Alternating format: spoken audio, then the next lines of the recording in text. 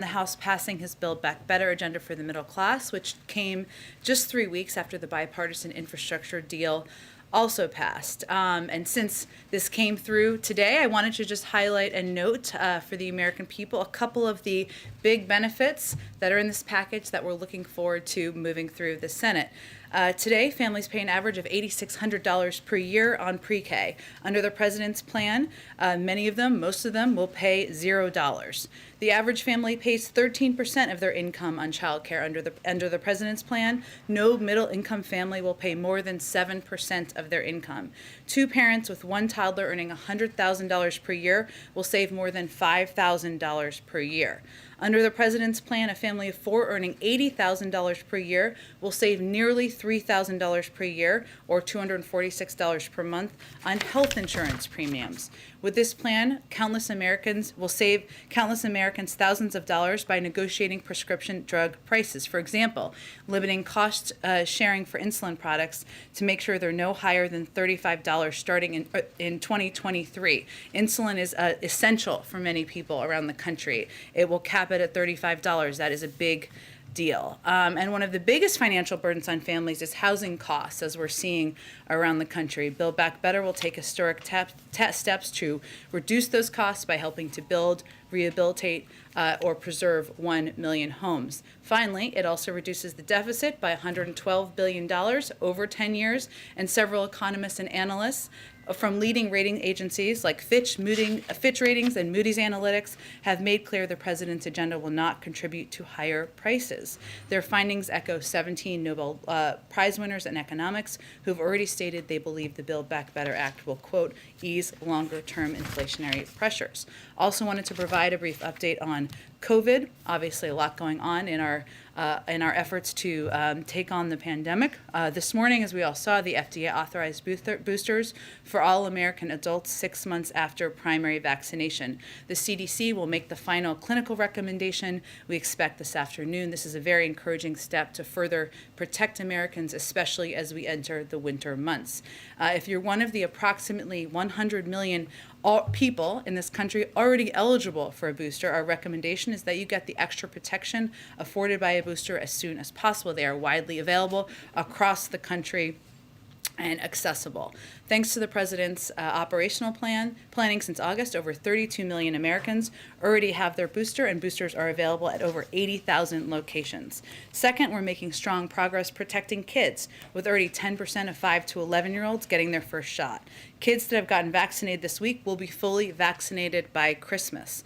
And we're continuing to make a big push to reach parents and kids through visits to one of our 30,000 sites for kids by the First Lady, innovative partnerships with DC Comics, and a White House visit from Sarah earlier this week. Third, we've shipped over 250 million vaccines to the world, more than all countries combined, and made an announcement of a historic opportunity for mRNA manufacturers to receive funding and resources from the U.S. government to produce an additional 1 billion doses next year. Last, over 80% of 12 and older Americans have now gotten one shot. This is a huge number. We're continuing to push for more vaccinations.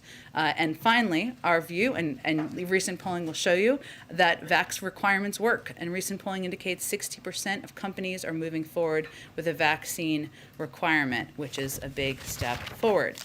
Just another little update of something happening here today. Today, first week in the job, our infrastructure implementation coordinator, Mitch Landrieu, and the 7 cabinet members and other agencies responsible for implementation, as outlined in the executive order, Departments of Commerce, Energy, Transportation, Labor, Interior, Agriculture, EPA, and OPM, held their first meeting. Also attending was Brian Deese, who's co-chairing the task force, senior staff from across the White House, Gina McCarthy, Susan Rice, Louisa Terrell, Evan Ryan, and Jason Miller. I have certainly invited him to speak to all of you, and he has conveyed to me he's putting his head down and getting to work, as the president has asked him to do, but will be eager to speak to you probably sometime after Thanksgiving. Finally, one note, we gave a lengthy update, don't worry, I will not do that again, on supply chains yesterday. Today, we have new data from Freightos, a leading freight indicator that I just wanted to highlight, that shows shipping prices have declined by almost 25% over the past 2 weeks. Specifically, the price for shipping a container between China and the West Coast, which has declined for 2 straight weeks. And of course, this reduction in prices and shipping costs helps ensure that we are cutting costs for consumers as well. I guess last thing here is the week ahead. We did announce earlier this week that the President and First Lady will travel to Fort Bragg, North Carolina to celebrate Thanksgiving, or Friendsgiving, as some people call it, with service members and military families, thank them for their service as part of the Joining Forces initiative. That is on Monday. On Tuesday, the President, the First Lady, the Vice President, and Second Gentleman will participate in a service project in Washington, D.C., and later that day, the President and First Lady will travel to Nantucket, Massachusetts, where they will remain for the Thanksgiving holiday. Amr, why don't you kick us off? Now that the bill was passed the House, can you talk a little bit about the game plan, the days and weeks ahead to get it through the Senate? And I guess in the media, does the President have plans talking today or over the weekend to Senators Manchin and Senator Sinema? And just if you could basically let us know what's the plan going forward to get this through to the end zone. Well, the President is absolutely committed, of course, to getting this through the Senate, signing it into law, and ensuring these impacts, these cost-cutting measures are put in place into law as soon as possible. A number of these steps, including cutting child care costs, could have an impact early next year once we get this through the Senate. We have remained in touch, even as we've been working to get it through the House, at a high senior staff level, senior White House officials, with Senator Sinema, Senator Manchin, other members of the Senate, as we know that is the next important step here, and that will continue.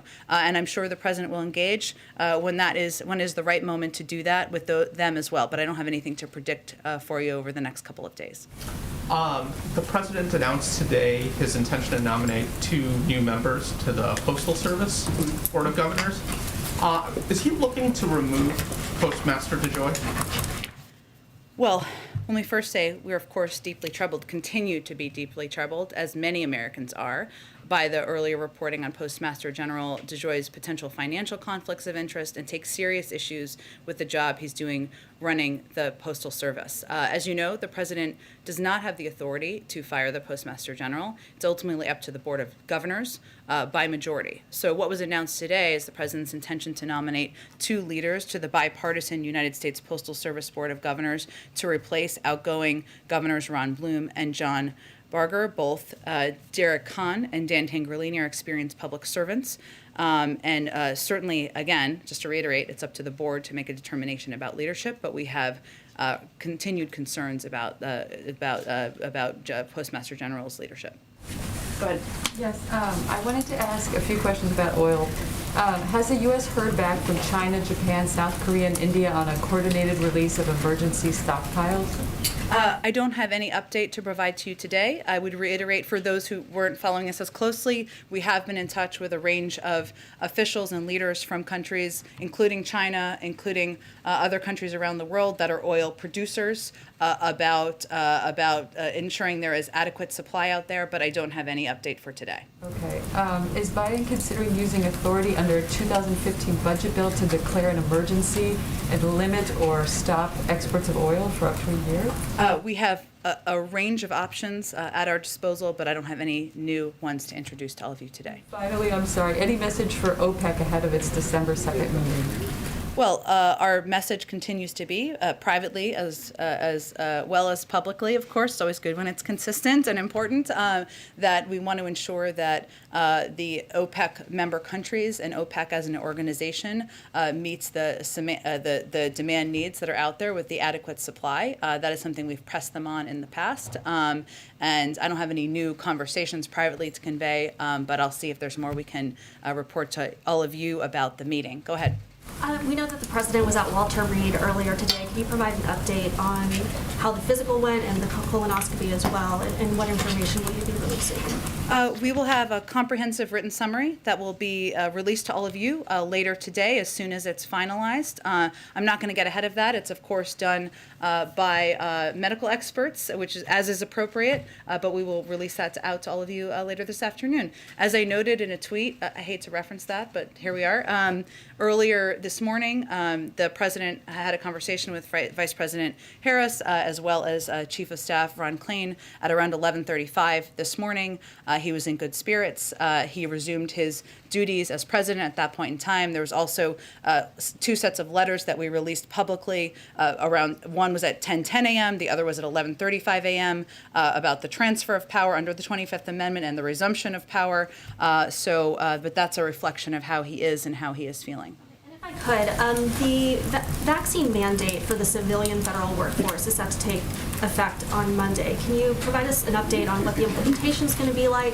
And are there any concerns about possibly having staffing shortages because of that? There are not. Let me give you just an update on this overall, again, for people who haven't been paying us close attention. So November 22nd is the deadline, not 12:01 a.m. that morning, but by the end of the day. But we don't see it as a cliff. We'll be providing more guidance in days to come. We are the largest employer in the country, so it is the U.S. government, that is, of course. So it's going to take some time to collect the data, even as it comes in that day. And once we have gone through the data and have that, we will share that with all of you publicly.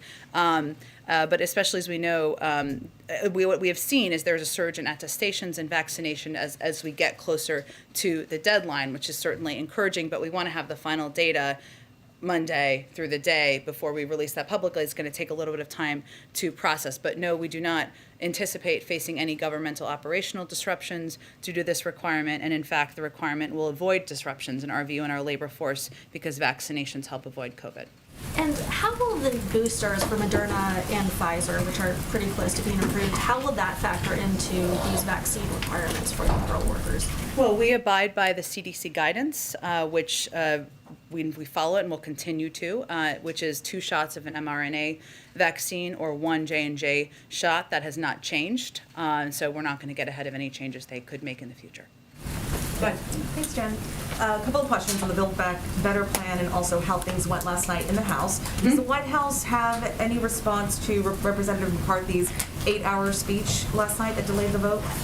Well, Kevin McCarthy said a lot of words, I just want to emphasize that, over the course of 8.5 hours. For those of you who didn't watch all of it, he shared his wish that he could have been in Tiananmen Square. He mused about whether or not Abraham Lincoln was actually assassinated. He shared his hope or his thought or dream, I'm not sure, about picturing America in a swim meet after World War II against every other country.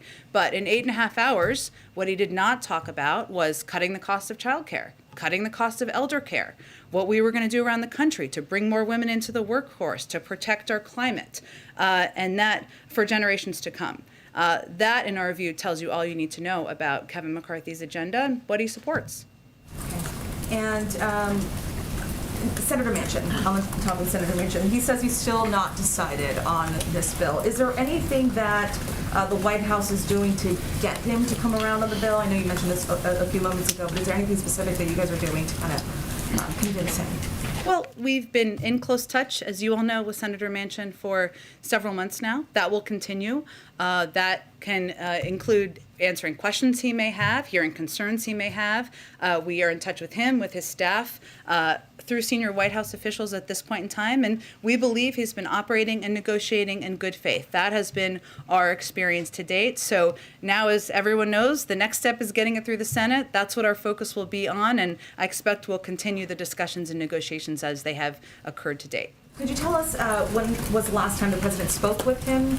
I don't have any update on that, but I would note that a lot of this work happens, and I think members of Congress and their staff will tell you this, at a staff level. It's answering questions, it's following up. The president has had him here a number of times, as you certainly all know well, but I don't have an update on the last call. Thank you. Go ahead. Following up on that, the president has made it clear how important paid leave is to him in this bill. Would the president sign the Build Back Better Act if paid leave got dropped from the bill?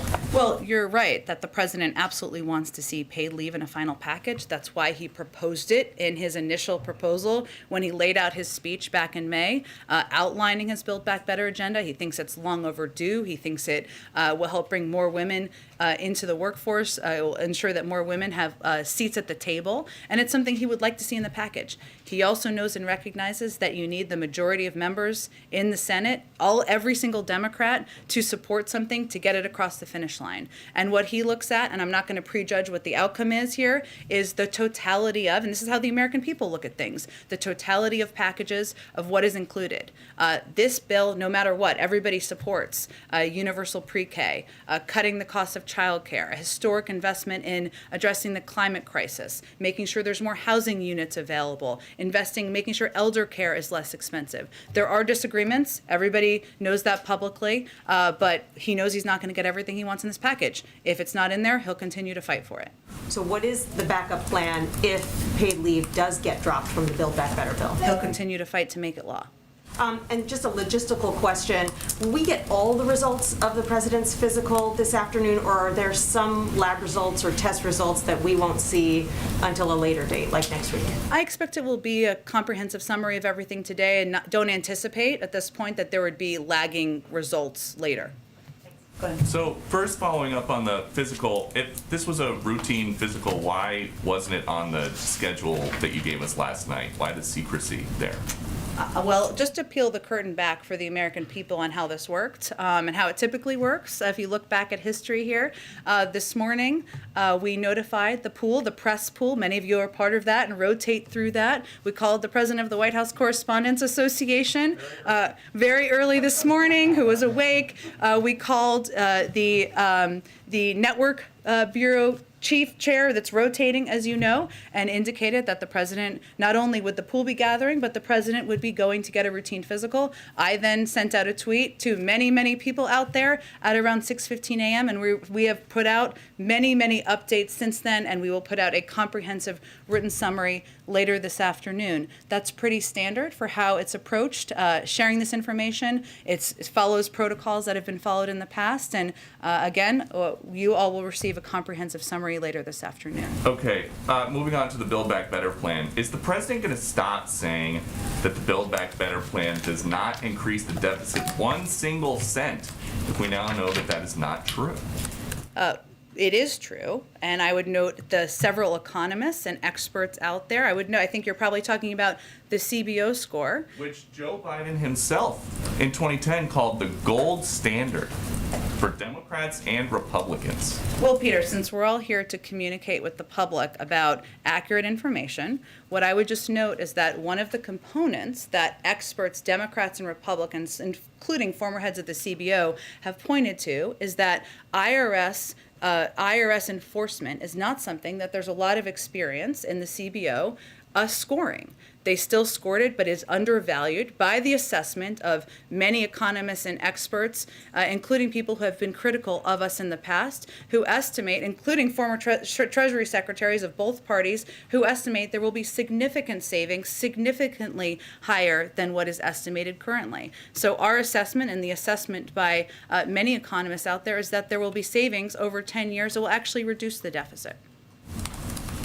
The CBO's projection is that there's going to be at least a $160 billion increase to the deficit over 10 years. That is 16 trillion cents. So the president was not telling the truth.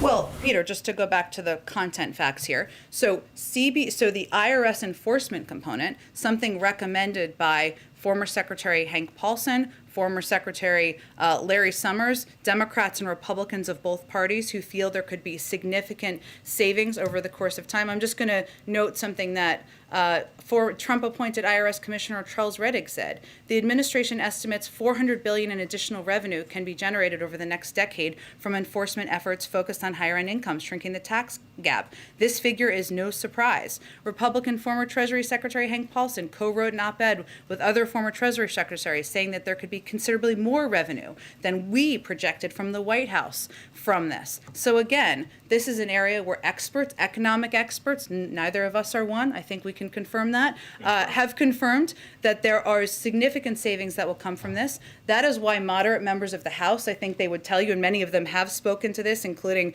Congressman Kurt Schrader, who is one of the moderates who's on the borderline given deficit impacts, have said is they felt comfortable with it because of the expertise out there about the impact of IRS enforcement. When the last administration tried to say that the CBO was incorrect, you tweeted, watching Mulvaney try to walk away from his CBO score and explain the budget outline is awkward and uncomfortable to watch. So what is the difference between the Trump administration saying don't listen to the CBO and the Biden administration saying don't Actually, listen to the CBO? we've praised the overall work of the CBO on the Build Back Better Act repeatedly, and that's what we believe. But again, I would point to the fact that there isn't a great deal of history or experience in scoring IRS enforcement. That's something that economists across the board have noted. That's something that leaders on the Hill, Democrats and Republicans, have been briefed on for several months now, and that's why it wasn't really a surprise to them and why the vote in part moved forward. Go ahead, Kristen. Jen, thank you. Can you explain the timing of the physical today? What was behind it? Did the fact that the president is turning 79 years old tomorrow have anything to do with the timing? Did he want to have that before his birthday? The president is well aware that his birthday is a matter of public record. As the president of the United States, I can confirm that. I will say, Kristen, we knew that we were going to do, he wanted to do and committed to do a physical before the end of the year. So this is obviously meets that timeline. And obviously we work through scheduling availability and requirements in order to do that, because any president is typically at Walter Reed for a couple of hours. Not to harp on this point, but I think there was an expectation there would be a press conference tomorrow. He obviously had a very yesterday. Oh. He obviously it's a late night for all of us here in Yeah, Washington. it's okay. He obviously had a very full day yesterday. Was there any last minuteness to the decision of his going in today? I'm sorry, I don't really For the understand your physical. question. To do it or not? To do the physical. I'm not sure I'm understanding your question. Did we schedule it yesterday? Was this planned in days in advance? We had planned to do the physical, yes. Days But I would, right, but what's the root of your question, just to make sure I answer it? When was it planned? When did he first schedule the physical? Just because he had such a full day yesterday. Sure. And he had a colonoscopy That today, is a lot of that is people the had- nature of being president, and as I would note in the poll report, and this may be why you're asking, the meetings yesterday didn't end until after 8 o'clock last night. Obviously, the president was closely watching the vote last night, as we all were, maybe not through the totality of the 8.5 hour missives, but he was watching closely last night as well. Is there any discussion about having a doctor brief us, given that he is the oldest sitting commander-in-chief? We will be releasing a comprehensive summary, written summary, that will have details from the doctor and other experts who were consulted, medical experts who were consulted, that you'll receive later today. So that, I think, is what our intention I is. just want to ask you on a different topic, broadly speaking. The country is sort of waiting for, anticipating a jury verdict in the Kyle Rittenhouse case. What is the president's direct message to people who want to protest, express their opinions after the verdict, and might we hear from the president after there is a verdict? Well, I just want to preface, I'm not going to prejudge a verdict on an ongoing deliberation over a case. And clearly, once it's concluded, I'm sure there will be something we have to say from the White House. And we have been in close touch with the officials on the ground through law enforcement channels to ensure we are supporting any effort toward peaceful protest. That's certainly what we will continue to encourage as anyone looks to have their voice heard, regardless of the outcome. Go ahead. There was one conspicuous thing missing from the week ahead that Bloomberg is particularly interested in, which is the Fed chair. What's of course. the president's favorite Thanksgiving meal? No. Okay. Yeah. Is it accurate to say that it'll happen on Monday or Tuesday, since that's the time that the president's going to be in? The president intends to make a decision, and I expect we'll have more to share in advance of his departure. So by process of elimination, expect there'll be more to report early next week. Okay. Government funding runs out December 3rd. I'm wondering if the White House right now is looking for a CR to get, towards New Year's, or if you'd like a longer government funding. It's a great question. Given the pure volume of legislative work this week, I have not had a conversation with the legislative team about this. Obviously, we would typically work closely with leadership on determining what that might look like. Let me see if there's more we can report on that to you. And then yesterday you got a bunch of questions about the EV tax credit and Build Back Better. The Canadians are obviously upset about it. It would make sense that because Senator Manchin has said that he doesn't support it, that the president's message to the prime minister is that it's probably going to drop out of the final version of the bill. Is that sort of an accurate representation of what their conversation was, or how would you characterize what his message for the Canadians was yesterday?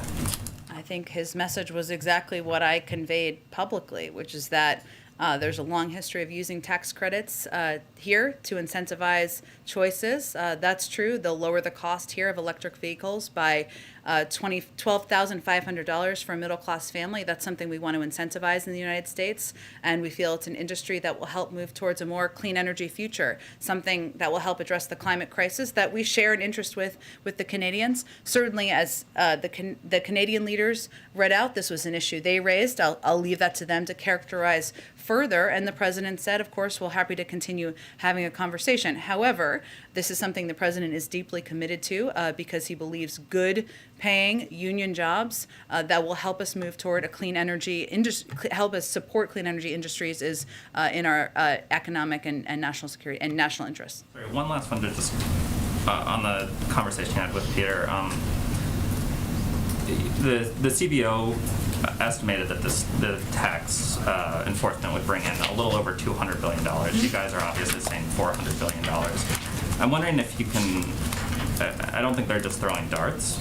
I also take the point that you guys think that they're not experienced at sort of figuring out how much this enforcement will bring in, but twice as much is a big discrepancy. And so I'm wondering why you disagreed so dramatically with the CBO on that. Well, I wouldn't characterize it exactly in those terms. I would again point to, and just another person I haven't introduced here, but Doug Elmendorf, who you all are familiar with, who directed the CBO from 2009 to 2015, said estimating the returns on additional IRS enforcement was challenging because large funding infusions to the agency had little precedent, and it was difficult to quantify the indirect effects of more auditors. So I would note that we also technically, I guess, have disagreements with economic experts who are projecting it would have even larger savings. I mean, not bad disagreements, but our projections are not exactly the same as Larry Summers, who said that the proposal could result in almost $800 billion in revenue, and has a Washington Post op-ed about it where he talks about that, and others who have projected it would have even larger savings. So I think it's just an indication of the difficulty, but what we're pointing to and what we think is an important indication for the American people and for many members of Congress who are concerned, as the president is, about deficit reduction, and this bill will save money in the deficit over the course of 10 years, is that this is something where it will have that impact. It has a larger impact that even we are projecting, and that's what we felt was important to point to. Go ahead. In an effort to flesh out the historical record of the day, is there anything you can tell us about the 85 minutes that Kamala Harris served as acting president? I will leave that to the vice president and her team to characterize.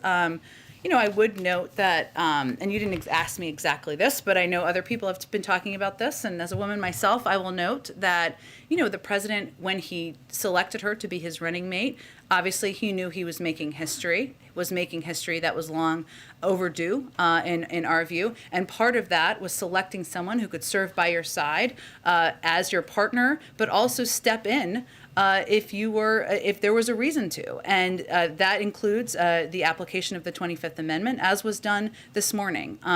We also know we make history every time they're working together, every time she's out there speaking on behalf of the government as the Vice President of the United States. But certainly today was another chapter in that history, I think, that will be noted for many women, young girls across the country.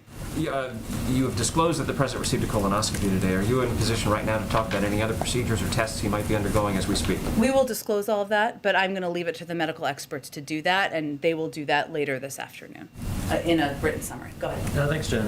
In his statement yesterday, when he talked about the U.S. purchasing Pfizer's COVID-19 pill, the president mentioned that he wanted to make that pill free for the public. Can you lay out just sort of how that would work, ensuring that pill might be free? Well, as you know, vaccines around the country are largely free, so there is a precedent for that, across the country, and something he wants to ensure it's available and accessible to people to protect them from COVID. And I think this falls into the category, falls into our expansive effort to fight the pandemic, get it under control, and get on the other side of it. So in terms of how it would work, like with contracts or. Yeah, does it require negotiations with insurance companies or pharmacies? It's a great question. Let me talk to our COVID team and see what else it would require. On Ethiopia, the situation there seems to continue to be deteriorating. What advice does the White House have for Americans that are still in the country, especially given that the FAA sort of warned there could be inadvertent risks to commercial flights in the area?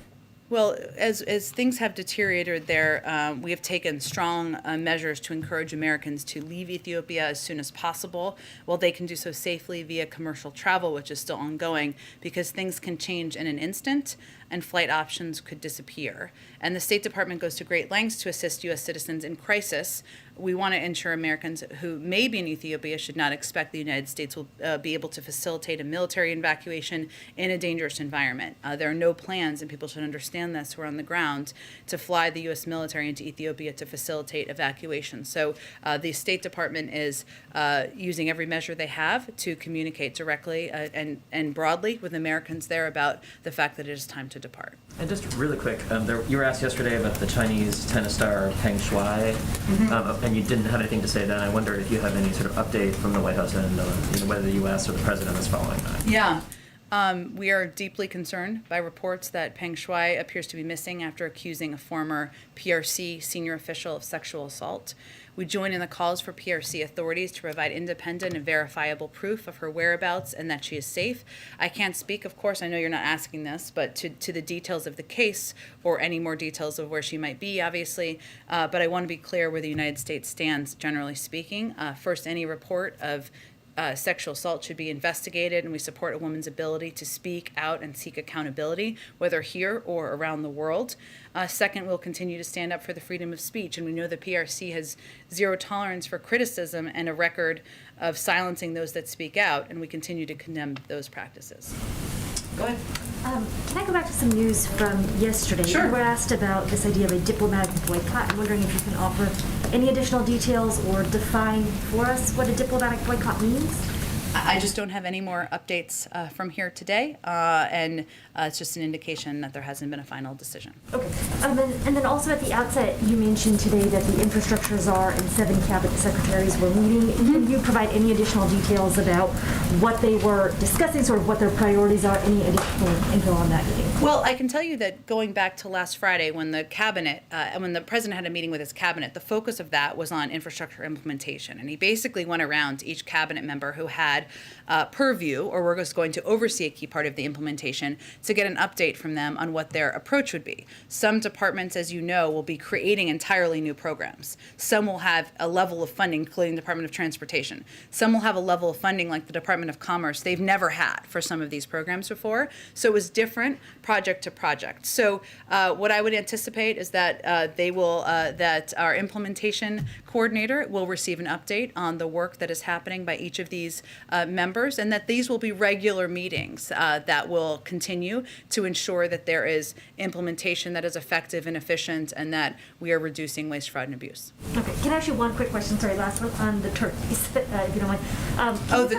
Those turkeys. Yes. Can you confirm where they are going after they will be targeted? I had heard Purdue University. Oh, wow. There's a lot. This is an important question. We will get you that after the briefing. I can confirm that part of it is staying in a hotel, which my daughter did not believe me, but that is accurate. They stay in advance, the turkeys do, in a hotel, but we will get you the details. I think there have been details put out by I'm not sure if it's the Turkey Bureau, but we will get you all of the details after the briefing. Are any humans going to be pardoned by President Biden? There are people who are serving life in prison for marijuana who want him to honor his commitment to release everyone in prison for pot. Are people going to get pardoned as well by President Biden? I will just reiterate that the president is, of course, I have nothing new to update you on, but the president is, of course, will look to the use of his clemency powers. He's talked about his approach or his view on nonviolent drug offenders, but I don't have anything to update you on that today. Go ahead. Jen, in the wake of the president's physical and on the topic of his health, a new Politico Morning Consult poll found that 50% of voters surveyed do not agree with the statement that President Biden is in good health, and that voters are almost evenly split on the question of if he's in good mental health. I understand that the president disagrees with this assessment, the White House disagrees with this assessment, but I'm curious, where do you think these voters' concerns are coming from? I can't speak to the assessments of voters. There are certainly quite a bit of conspiracy theory pushing out there on a range of social media platforms and even through the mouths of elected officials. So that could certainly be a root cause, as you know. But I would say that we are not only following past precedent of what has been done. If you look back, and I know this was noted in the statement we put out this morning, of the times where there was a transfer of power under the Bush administration, we're looking at past precedent there and making sure we're following that, but also going beyond in many cases. And the comprehensive summary that we put out this afternoon will have certainly an overview of the president's routine physical and their assessments, and that is something we will make widely available. More on Build Back Better. How confident is the president that he will be able to keep all 50 senators on board with minimal changes? And on the topic of changes, is there, I know you wouldn't sort of engage on paid family leave, but is there any red line for him of something that absolutely has to stay in the bill? Well, the president would have loved to have seen his entire original proposal passed, but he also knows from having served 36 years in the Senate, that's not how it goes. He's somebody who governs from the position of compromise, not being a dirty word. He sees consensus as the way you get things done, and that's certainly how we're going to approach the next few weeks as well. So his bottom lines have not changed. He wants to lower costs for the American people, give them more breathing room, ease the burden on of areas like childcare, elder care, health care. Those are all components that are solidly in this package, and he won't raise taxes on people making less than $400,000 a year. So those are his continued bottom lines. Following up on Build Back Better, Jen, Catholic Kyle bishops Rittenhouse here- has been declared not guilty by a jury on one count of first-degree reckless homicide. On the second count, first-degree reckless endangerment, he's also been found not guilty. What is the White House's response to that? Not guilty on all counts, for the record. All counts. I obviously this happened while I was out here, so let me talk to the president, talk to our team, and we will get you a statement as soon as we can. Does the president think the judge in the Rittenhouse trial saying that the victims in Kenosha should not be referred to as victims, but rather looters or protesters is appropriate? Again, I'm not going to give an assessment of this from here. Let us get you a statement as soon as we can. Last question on the physical, will you be offering a full list of the people who treated the president and their assorted specialties? We will be referencing additional medical experts who the president spoke with, but I don't think, I'm not going to prejudge what the final comprehensive summary will look like. Thanks. Build Back Better, Jen. Catholic bishops fear faith-based preschools could be excluded from receiving Build Back Better money because Go of ahead. I don't think you need to talk over her. She's just asking a question. Go ahead. Is the administration considering changing the definition of what it means to be fully vaccinated? And is there any concern at a state level that there could be some confusion about what it means to be fully vaccinated, given that some governors have started to change that definition? Well, some governors I know have offered booster shots in advance of, or have expanded that, right? I'm not sure if they've changed the definition, which is typically done by the CDC. We follow CDC guidance. CDC guidance continues to be 2 mRNA shots and 1 Johnson & Johnson. We don't prejudge, and I can't preview for you if they're going to change that at any point in time, but that's what we will continue to follow, and that's what we would advise others to follow around the country. Okay, Jen, on Build Back Better, Catholic bishops, Jen. Okay, here we thank go. you. Catholic bishops I'm fear moving on over here. faith-based Go ahead. preschools- Go ahead. I'll go next, please. Thank you. Do you have any reaction to the report that the U.S. is considering deporting a group of Afghans who did not meet vetting requirements back to Afghanistan? I would have to look into the specific details, but I would note that our thorough vetting processes are in place for a reason, and we follow those to the letter of the law and ensure that we are not only welcoming people who served by our side for many years during a challenging, long war, but also that we are making sure the American people know they're safe. But I'd have to look into these specific examples. Russia, if I may. According to Kremlin spokesperson Dmitry Peskov, some certain preparations are underway for the virtual meeting between President Biden and Russian President Vladimir Putin. Can you confirm that? I don't have any meeting to preview or call to preview for you at this point in time. If something like that is confirmed or finalized, we're happy to share that information. Go ahead. Thanks, Jen. Ahead of Thanksgiving, I wanted to ask you about hunger in the country, and specifically hunger among military families. We've seen some of these recent reports that as many as 15% of enlisted military families were dealing with food insecurity even before the pandemic. Secretary Austin, as you know, talked about this as an issue just this week. I know that Chairman McGovern has been pushing the White House to hold a summit on hunger. Is that something the White House is really considering? And is there anything new the White House is doing on this? Well, because of the American Rescue Plan, we've cut childhood hunger in half over the last year. And I would tell you that when we look to getting the Build Back Better agenda passed, to the impact it's going to have on lowering child care, lowering elder care, the cost of elder care, lowering the cost of health care, these are all costs on families that impact what they're able to afford in their daily lives. And certainly the impact on military families, as a military family himself, or I should say the President and Dr. Biden, that is heartbreaking. And they're going to continue to fight to do more to make sure there are not hungry families, whether they're military or not, in this country. In terms of a summit, I don't have any plans to preview for you on that front. Can I just follow up? Because there's two, in both the House and the Senate version of the NDA, call for a basic needs allowance to help military families that are low income and having a hard time. But there's a difference. This is wonky, but the Senate version. We're safe place, wonky. The Senate version would basically count the housing allowance as income, which a lot of activists say would mean that a lot of low-income families would no longer qualify for that basic needs allowance. So thousands of military families could suddenly not qualify for that extra money and that extra help. OMB said that they just need more comprehensive data and analysis to determine if they support the inclusion or exclusion. Is there any update on where the White House stands on that? I'm happy to check and see if there's any update on it. Obviously, our objective, overarching objective, is not to make it more challenging for anyone, including especially military families, to put food on the table. That making sure that's not the case is central to the president's agenda. But I will see if there's more to report on that. Again, go ahead, Chris. Did you have a question? Preschools could be We don't excluded need from to receiving scream or Build shout Back over Better other plan. people in here, so we're going to keep moving on. Go ahead. Go I have a ahead. question about Section 230. Yesterday, the Justice Department announced that they were going to defend Section 230 in a lawsuit filed by the former president. But has a candidate, President Biden, repeatedly called for the repeal of Section 230.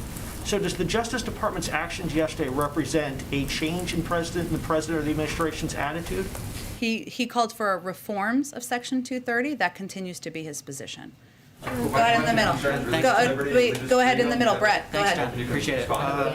Does the White House have any reaction to Senator Rubio this morning calling the president's pick to leave the office of the comptroller of the currency a communist, or any of the criticism that she faced at her hearing yesterday? Well, I did see some of that commentary. I also enjoyed the pushback from Senator Elizabeth Warren, who maybe we should just point to as our response. But I would say the president nominated her to serve in this job because she is eminently qualified, and she's somebody who would represent the role and the United States effectively in the position, and certainly we're hopeful she's confirmed. Jen, go ahead. Jen, thank you. I'm not an economist either, but I can divide by 10 years. And even if you take, would you be willing to go so far as to say that even if you take the lower CBO expectation of what the IRS would bring in the Build Back Better Act, that the deficits on an annual basis would be so low that it would be palatable to the American people and palatable to Senator Manchin in particular? Would you go that far to say? I don't want to speak for Senator Manchin or all of the American people. I can only speak for the president and the White House. But what I think it's important for the American people to understand, and certainly Senator Manchin too, is what I've noted a little bit already to date. The former head of the CBO conveyed how difficult it is to score IRS enforcement. We have former Treasury secretaries who don't always agree with us. Former Secretary Paulson, former Secretary Larry Summers, conveying that there could be much greater savings. So what I'm conveying to you is that our calculations and assessments, and those of outside economists, are that it will actually be, this bill will actually reduce the deficit, and it will also lower costs and reduce inflationary pressures. I follow up there for a second. $17 billion or whatever a year is a drop in the bucket compared to the natural deficits the country is actually running up right now.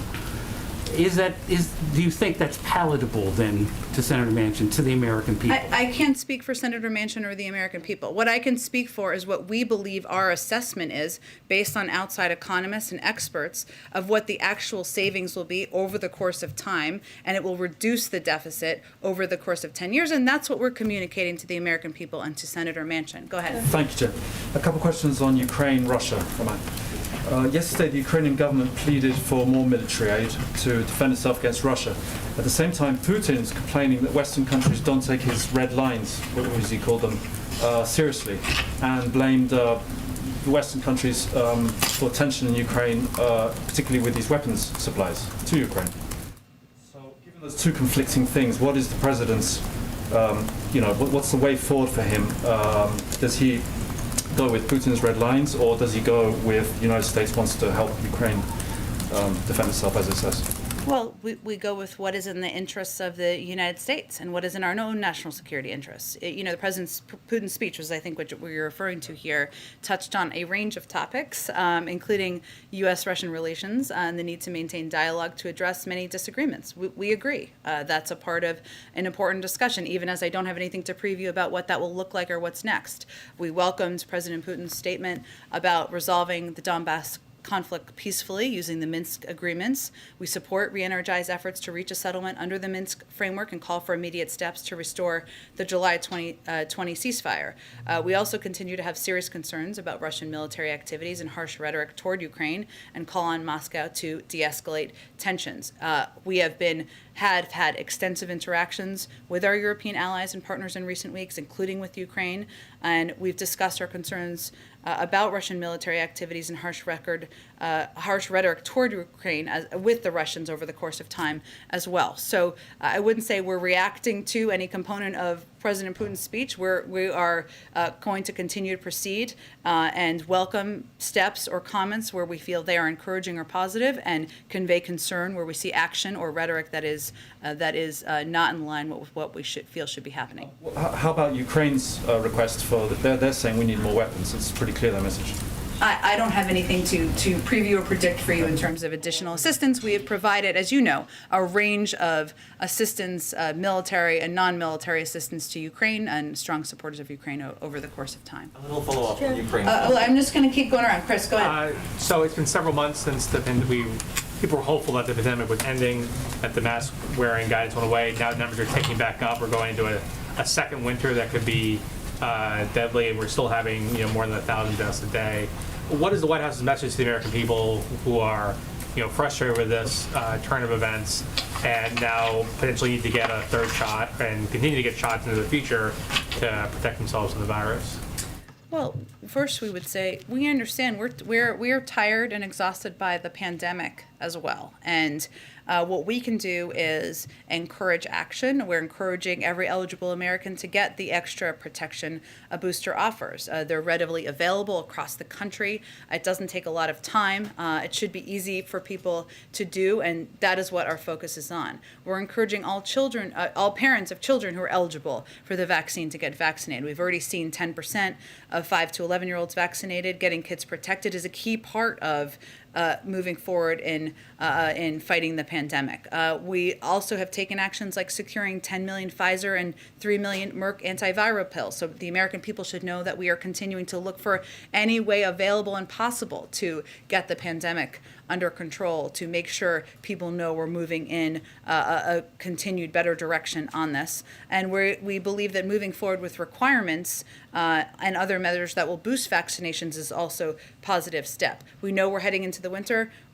That's one of the reasons we've been encouraging people who are eligible to get the boosters. We've been encouraging parents of kids to get their who are eligible to get their kids vaccinated. Again, they could be fully vaccinated by Christmas or the holiday season at this point in time. So that's what our focus is on now. We believe we have strong measures to keep people safe, and we just need to continue to press forward in communities across the country. Nothing else that the administration can do? Is it basically up to the American people at this point, or is there, what other powers do you have to take more steps, or is it really just on Americans now to do what they can? Well, I would say under the president's leadership, we not only purchase enough supply to ensure the entire American population is vaccinated, we've made it readily available across the country. We've made it accessible. We've also secured 10 million doses of, as I noted, of the antiviral pills. We've ensured we've run mass vaccination communications campaigns across the country. So I would say the federal government and the president, this has been his number one priority, and we've done everything humanly possible.